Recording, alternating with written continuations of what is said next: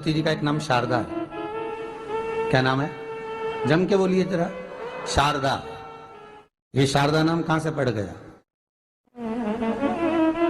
सरस्वती माता को शारदा नाम किसने दिया था? भाई नामकरण होता है तो हमारे यहाँ तो आज भी नियम है हमारा, ये बुआ कोई नाम बताती है, मामा जी कोई नाम बताते हैं और दादाजी कुछ बोलते हैं, कोई बोलेगा टिक्कू, कोई बोलेगा पिक्कू, कोई बोलेगा कुछ, सबके नाम अपने अपने रहते हैं, कोई प्रेम से क्या बोलता है। तो सरस्वती का शारदा नाम किसने प्रदान किया था?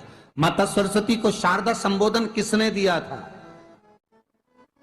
माता सरस्वती को शारदा का संबोधन किस समय पर प्रदान किया गया था?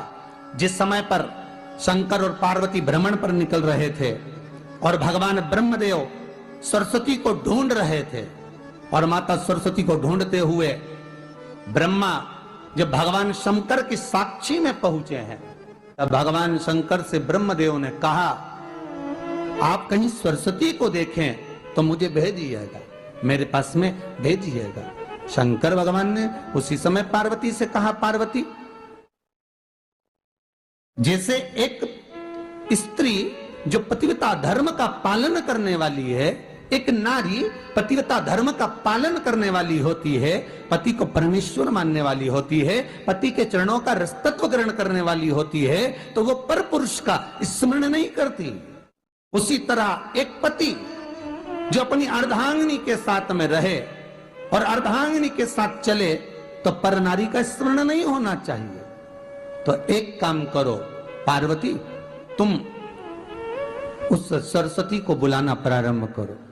अब पार्वती जी ने कहा, सरस्वती तो मेरी बहन जैसी है, सरस्वती तो मेरी सखी जैसी है, अब मैं उसको अगर बुलाऊं, आवाज दूं, अच्छा नहीं लगेगा। तो माता पार्वती जब ढूंढते ढूंढते ढूंढते ढूंढते शंकर भगवान के साथ में भ्रमण करती करती पहुंची, तो क्या देखती है माता पार्वती कि एक सरोवर के पास में माता सरस्वती बैठकर सरोवर में अपना मुखाग्रविंद देख रही थी। श्वेत वस्त्र था मेरा माँ का, और बड़ी सुंदर गले में माला पहन रखी थी माता सरस्वती ने, और एक सरोवर में माता सरस्वती अपने मुख को जब निहार रही हैं, उस दर्पण के भाव में अपने प्रतिबिंब को देख रही हैं, तब उस समय पर माता पार्वती ने कहा, शारदा, सरस्वती को लगा कि मेरा संबोधन ये किसने कहा। पलट कर देखा, सरस्वती ने कहा, पार्वती तुम? हाँ, मैंने तेरा जो दर्पण में प्रतिबिंब देखा है, तेरा स्वरूप देखा, पर तू इतनी सुंदर है, इतनी सुंदर है, पर तेरा जल में जो स्वरूप देखा ना, वो नीला दिखाई दिया, थोड़ा सा श्याम दिखाई दिया, इसलिए मैंने तुझे शारदा कह दिया। आज भी हमारे मध्य प्रदेश के कटनी और सतना के बीच में महियर में आज भी शारदा भवानी विराजमान है।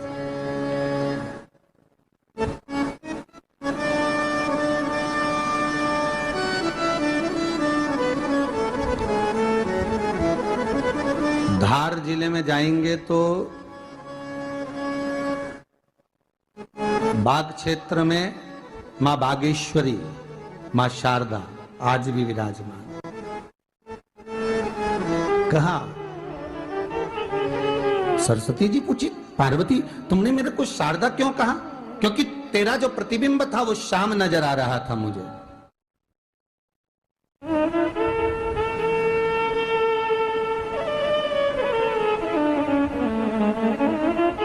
उस प्रतिबिंब को देखकर मैंने तुझे शारदा का संबोधन दिया। तुम्हें ब्रह्मा जी बुला रहे हैं। सरस्वती ने कहा, पार्वती मैया, दीदी, आपने मुझे जो नाम दिया है, जगत के लोग, संसार के लोग मुझे इस नाम से जब पुकारेंगे, तो ये शारदा, ये सरस्वती स्वयं उसके कंठ पर, उसके मस्तिष्क पर सदा विराजमान रहेगी, ये शारदा बनकर। इसलिए हमारे स्कूलों में, हमारे काव्य ग्रंथों में, हमारे जो कविगण रात्रि को जो काव्य पाठ करते हैं, कविता का स्मरण करते हैं, वो सरस्वती की वंदना नहीं करते, हे शारदे मां, शारदा की वंदना करते।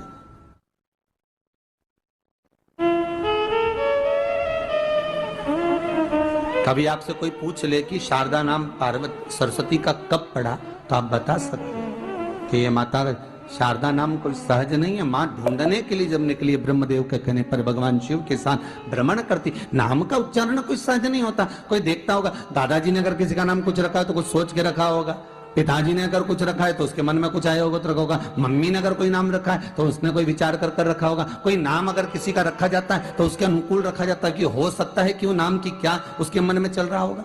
तो शारदा का संबोधन कोई सहज नहीं है। माता सरस्वती का एक नाम शारदा हुआ, इसलिए संबोधन में सरस्वती कम शारदे मां ज्यादा बोला जाता है। आप काव्य पाठ कर लो, नाम जाप कर लो, स्मरण कर लो।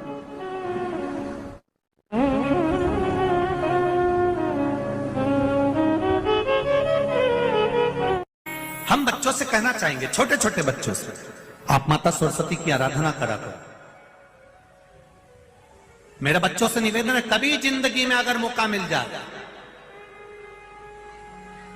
और सरसों के फूल यदि आपके जीवन में आपको कहीं से प्राप्त हो जाए, सरसों के फूल जानते हो ना, पीला कलर का होता है सरसों का फूल, आप प्रयास करो सरसों का फूल। जिस दिन माता सरस्वती का, मेरी बागेश्वरी का जिस दिन प्रागट्य उत्सव हो बसंत पंचमी का, उस समय पर माता सरस्वती का स्मरण कर कर वो सरसों का फूल आप देव अधिदेव महादेव को चढ़ाइए। जैसे माता सरस्वती को ज्ञान दिया था, वैसा मेरा महादेव आपको भी ज्ञान दे। वो सरसों का फूल आप देव अधिदेव महादेव को समर्पित। कई जगह पर आम के जो झूमर होते हैं वो, कई जगह पर सरसों का पुष्प, सरसों का फूल वैसे शिव महापुराण के अनुसार अगर अपन देखें तो बड़े रोग में भी कारगर होता है। जिसको कैंसर जैसा रोग हो जाता है या किडनी लीवर जिसका डैमेज हो जाता है, इसके लिए हमने पहले भी कथाओं में वर्णन किया है। बसंत पंचमी का दिन, महाराज सरस्वती का दिन, जिस दिन जो बच्चा पढ़ने में कमजोर होता है उसके हाथ से बसंत पंचमी के दिन सरसों के 31 फूल शंकर जी को चढ़ा दिए जाते हैं तो बच्चा पढ़ने में अव्वल निकल जाता है। उसके बच्चे को कभी नहीं कह सकते कि पढ़ने बैठ, वो खुद बैठेगा। केवल आज बसंत पंचमी का दिन, एक ही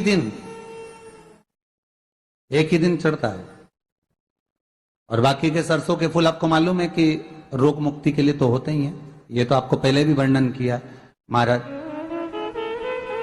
कि जब कोई एकदम रोग आ जाए और डॉक्टर एकदम बोल दे कि ये रोग भारी आ गया है और इसकी जांचें जाएंगी और फिर ये कुछ भी हो सकता है, तो क्या करा जाता था कि 108 सरसों के फूल लाकर तुरंत शंकर भगवान को चढ़ाए जाते थे महाराज। तो चढ़ाने के बाद में रिपोर्ट अच्छी आती है। ऐसा नियम है। कहीं ठेका, कोई ठेकेदारी करते हैं ना, जो ठेका भरते हैं कि भाई मेरा टेंडर आना चाहिए, मेरा ये काम होना चाहिए, मेरी मल्टी बनना चाहिए, या मेरा ये काम के लिए जा रहा हूं, ये काम फतेह होना चाहिए, उसके सबके हाथ पैर जोड़ने से अच्छा है एक काम करो, बस 108 सरसों के फूल उठाओ, शंकर जी का उद्धतेश्वर महादेव का नाम लिखो और छोड़ दो, शिव जी के ऊपर एक एक कर चढ़ा दो, वो ठेका तुम्हें ही मिलेगा, वो काम तुम्हारे पास ही आएगा। बस केवल अवधूतेश्वर मां, अर्थात ये जो क्रम है, ये वो क्रम तो 108 सरसों के फूल का आप कभी भी कर सकते हो, पर जो ये बच्चों के लिए किया जाता है वो केवल बसंत पंचमी के दिन ही होता है। शिव को प्रिय है पुष्प में आंक का पुष्प, जो आंकड़े का पुष्प होता है शंकर को बड़ा प्रिय है। और दूसरे नंबर पर शंकर को प्रिय है शमी का पुष्प, बहुत ध्यान देना महाराज। तीसरे नंबर पर शंकर को प्रिय है महाराज सरसों का पुष्प। सरसों होती है ना, जो राई अपन बोते हैं, सरसों बोते हैं, उसमें पीले कलर का जो पुष्प लगता है। हमारा तो निवेदन रहता है जब तक सरसों आए तो प्रयास करा करो कि सरसों के 108 पुष्प शंकर भगवान पर चढ़ाना प्रारंभ कर दो। महाराज ये पक्का है कि वर्ष भर कोई बड़ी बीमारी आपको घेर नहीं सकती अगर सरसों के फूल शिव को चढ़ रहे हैं तो। और प्रयास करना कि सरसों का जो पुष्प होता है, सरसों का जो फूल होता है महाराज, अगर कोई व्यक्ति को किडनी या लीवर से जुड़ी हुई कोई तकलीफ होती है या किसी व्यक्ति का एक्सीडेंट हो गया होता है और उसका कोई अंग रह गया हो, कोई शरीर का कोई भाग रह गया और वो काम नहीं कर रहा हो, जैसे किसी के पांव रह जाते हैं एक्सीडेंट के बाद, किसी का हाथ रह जाता है, या कोई अंग काम नहीं कर रहा हो, वहाँ ब्लड पहुँच नहीं रहा हो, वो जगह एकदम सुन्न हो गई हो, खाली पड़ गई हो, तो उसके लिए शिव महापुराण की कथा कहती है कि सरसों के पुष्प 11 शंकर जी के राइट भाग में, जहाँ शिव जी के गण दरवाजे के द्वारपाल मणिभद्र जिस जगह पर निवास करते हैं, कौन निवास करते हैं? मणिभद्र। शंकर जी के दरवाजे के द्वारपाल हैं मणिभद्र जी, तो मणिभद्र दरवाजे के द्वारपाल में राइट भाग में मणिभद्र जी विराजते हैं। मतलब राइट भाग कौन सा हुआ? जब आप मंदिर से बाहर निकलेंगे तो राइट भाग, मंदिर में प्रवेश करेंगे जब राइट नहीं होना चाहिए, आप मंदिर से जब जाएं तो राइट भाग।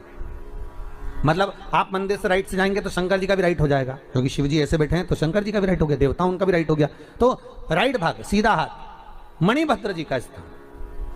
11 सरसों के पुष्प मणिभद्र के उस द्वार पर आप रख दीजिए, और मणिभद्र के द्वार पर रखकर अंदर जाकर 108 वापिस जब आप बाहर निकल रहे हैं, ये पुष्प आप रखने के बाद एक बार बाहर जाएंगे, फिर वापिस आएंगे मणिभद्र रखने के बाद, और अंदर जाकर 108 सरसों के पुष्प शंकर को समर्पित करेंगे महाराज। उस सरसों के पुष्प जो शिव जी को आप समर्पित कर रहे हैं उसको वापस लेकर आएंगे, श्री शिवाय नमस्तुभ्यम बोलकर उस सरसों के पुष्प को महाराज सरसों के तेल की बोतल में उसको प्रदोष काल में उस तेल को वापस ले जाकर चढ़ा दीजिए शिव जी को, उसको वापस लेकर आ जाइए। उस तेल का प्रयोग आप नाभि में डालिए, और जो शरीर काम नहीं कर रहा उस स्थान पर कम से कम 15 दिन 20 दिन तक उसकी मालिश करना प्रारंभ करिए। बाबा चाहेगा तो चलाने का प्रयास कर देगा और वो अंग वो शरीर काम करने लगेगा।